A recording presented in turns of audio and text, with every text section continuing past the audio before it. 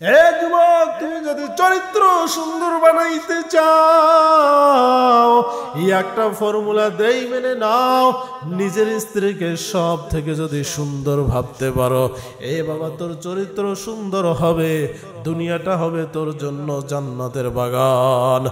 আর তোর চরিত্র যদি হয় নষ্ট,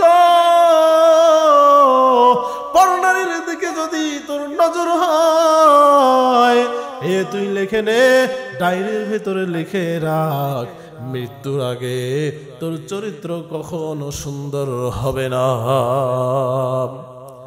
নিজের স্ত্রীকে সব থেকে সুন্দর যদি মনে করতে পারো, তার আচরণই ভালো, তার ব্যবহারই ভালো, সেই তোমার কাছে সব থেকে সুন্দর, এই চিন্তা যদি মাথার মধ্যে ঢুকাইতে পারো, দুনিয়াটা হবে তোমার জন্য জান্নাতের বাগান।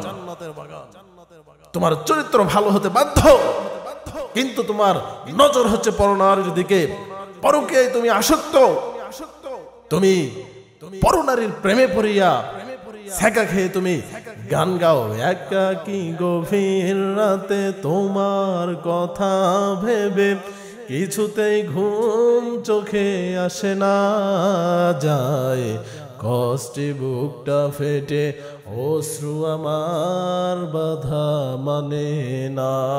ঠিক কিনা?